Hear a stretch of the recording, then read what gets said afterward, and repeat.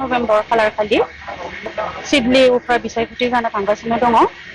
बेवहाय जोङो इउपिपिएल हानजा जानानै आरो लोगोसे आइजो दैदेनगिरि जानानै जोङो रायजो राजानि गोबां अनसायनाय आरो मदद हेफाजाबखौ जोङो मोननो हादों। बिथांमोनखौ जोङो साबायखर जासिनायनि गेजेरजों 13 नभेम्बर खालि बयबो सिडली बियाबनि रायजो राजा नोंथांमोना फैनानै जोंनि ट्रेक्टरनि सावगारि लोगोसे मानाव गेदेर निर्मल कुमार ब्रह्म बिथांखौ गोबां भटआव देरहासार खालामगोन होननानै मिजिंथिनानै जोङो नोंथांमोननि सेराव खावलायनाय जाबाय आरो। फैबाय थानाय नैबे इलेक्सनावहाय नोंथांमोना आइजोफोरखौ मा खावलायनो सानो भट होनो? जोङो गोबां जायगायावनो केम्पेनिं खालामनायाव प्रसारिं खालामनायाव जोङो नुदों जोंनि आइजोफोराबो लोब लोब ओंखारदों। आइजो बिथांमोना गावबा गावनि न'खरखौ मोजाङै खुंलांनायनि गेजेरजों बिथांमोना दसे सम दोनथ'नानैबाबो गोजोन आरो खौसेथिखौ नायनायनि गेजेरजों लोब लोब जोंनि फोसावदिं मेलाव ओंखारदों आरो बेनि गेजेरजों जों मिन्थिनो हायो जोंनि इउपिपिएल हानजाखौ बिथांमोना गोबारै सापर्ट खालामदों आरो फैबाय थानाय नैबे उफ्रा बिसायख'थि जोबनायनि उनाव गोबां आइजो बिथांमोना जोंनि इउपिपिएल हानजायाव जयनिं जानायनि थाखाय साखाफारा जानानै दङ आरो। खोब नुदों आइजोफोरा लोब लोब सोलिफु सरकारावहाय माखासे ओंखारनाय नुदों, नाथाय आइजोफोरनि थाखाय माबाफोर मोजां हाबाफोर मावनो हादों नामा? औ, जोंनि इउपिपिएल हानजाया जोंनि आइजोफोरनि थाखायबो जिथुनिखि सेल्फ हेल्प ग्रुप 25 रोजा करि रां होनायाव बेवहाय 9,658 सेल्फ हेल्प ग्रुप रेजिस्ट्रेसन जानायफोरनो चेकखौ रानना होनाय जाबाय। अनलि बेनोल' नङा, आइजोफोरनि थाखाय handloom cluster level animal and husbandry डिपार्टमेन्टनिफ्रायबो पिक मिशन, गटारि मिशन बेफोरबायदि स्किमफोरा दङ। जों जेरैहाय हायो रेजिस्ट्रेसन जानाय आरो जाय बिथांमोना मोननांगौ बायदि बिथांमोनखौ जोङो लानानै बिथांमोननि थाखाय बे स्किमफोरखौ होनाय जादों आरो बेनोल' नङा, जोंनि इउपिपिएल हानजा लोगोसे बिटिआर सरकार हिसाबै बड'लेण्ड हेपिनेस मिशननि गेजेरजों गासै जाति जनगोष्ठीनि भिजन आरो डकुमेन्टफोरखौ बिथांमोननिफ्राय लानाय जादों। लोगोसे आइजोफोरनि गोबां लिडारफोरनिफ्रायबो बिथांमोननिबो अपिनियन साजेसनफोरखौ लानाय जादों जे गोजोन आरो खौसेथि मोनसे सरकार दानायाव आइजोफोरनि मैखोम जिथु ओंखारनाय लोगोसे बिथांमोननि मोनफ्रोमबो बिथिङाव खामानि मावना थानाय आइजो बिथांमोननि सापर्टिभखौ लानानै जोङो मोनफ्रोमबो बिथिङाव सेसन बाय सेसन जोङो सावरायगासिनो दङ। जितेन मोसाहारि होननाय मुंनि सासे दैदेनगिरिया बाथौ धोरोमखौ लानानै माखासे फोसावगासिनो आरो राजखान्थियाव सैथो नांथारगौ। बे बाथ्राया नंखाय। मानो होनोब्ला राजखान्थिखौ जोङो फर्सफुलि खालामनो हाया।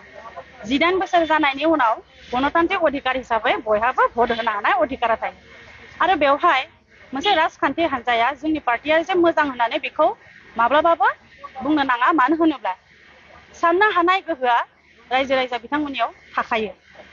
बेवहाय जिथुनिखि बिपिएफ हानजाया जोंखौ बेबायदि खोथाखौ बुंदो, बे बाथ्राया एकदम नंखाय आरो बिथांमोना रायजो राजानि खाथियाव थांनानै केम्पेनिंखौनो खालामनो हायाखै, जायनि थाखाय दिनै गोनो गोथो जानानै बेबायदि खोथा बुंदों।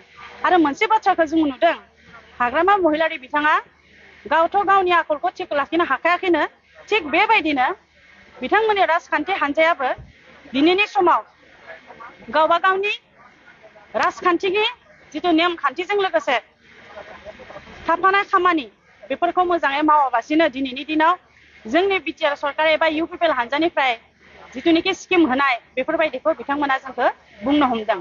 थारमाने जों बेयावनो मिथिगौ बिथांमोना 17 बोसोर दैदेनलांनाय समाव मोनसेबो स्किमथ' होनो हादियानो आरो जोंनि इउपिपिएल हानजा जानानै स्किम होनो थांनायावबो बिथांमोना आपत्ति।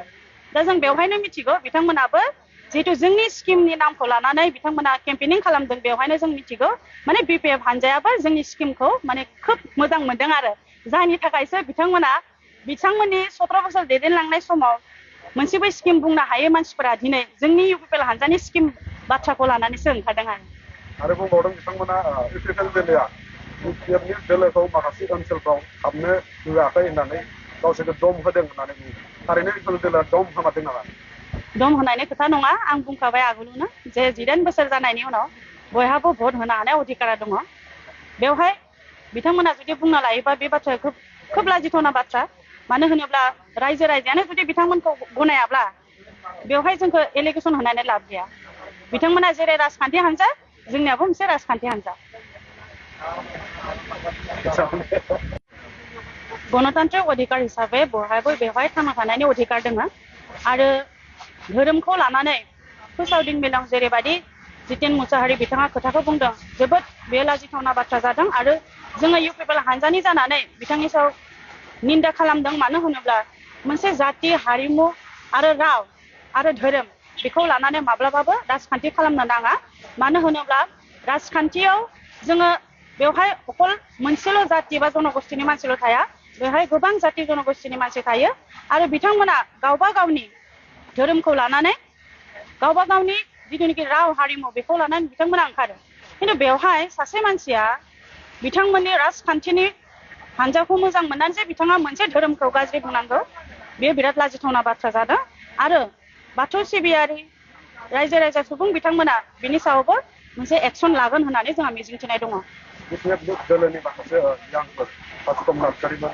ओमफ्राय कृष्ण दैमारिमोन बिथांमोना माखासे बाजार बाजार थांनानै गावसोरनि बिसिनो भट होनो थाखाय बिसोर बाजार बाजाराव हाबनानैहाय माखासे खोथा बुंनो थाखाय दा बेराफारसे बिथांमोना सरकारनिफ्राय मोनसे वार्निं हरजानायखौ जों नुनो मोनो नोंथाङा माबाफोर बुंगोन राजखान्थिखौ सोरबाया थांनानै बिहैनो नाङा जे जोंखौ मोजां मोनदों नामा जोंनि पार्टिखौ अनसायदों नामा बेखौ थांनानै बिथांमोना बुंहैनाया बिराद लाजिथावना बाथ्रा जादों आरो बेवहायनो मिथिगौ हाग्रामा महिलारिनि दल एबा बिपिएफ दल जोङो बेखौ बुंनो हायो जे एक्सपायरि डेट थांनाय मुलि एबा सम बारलांनाय मुलिया जेरै जेबो भेलु थाया बेबायदिनो हाग्रामा महिलारिनि दलाबो बेबायदिनो जालांगासिनो दङ जायनि थाखाय बिथांमोना दिनै गावबा गावनि सायावनो बेले बेजे जानानै फोसावदिं मेलखौ जिथुनिखि इलेक्सननि प्रट'कल नियम खान्थि थायो बेखौ बिथांमोना सानस' हायाबासिनो बिथांमोना ओंखारनानै बिथांमोनासो गावबा गावनि केम्पेनिंखौ खालामगासिनो दङ आरो बेनि गेजेरजों जोङो मिन्थिनो हायो जे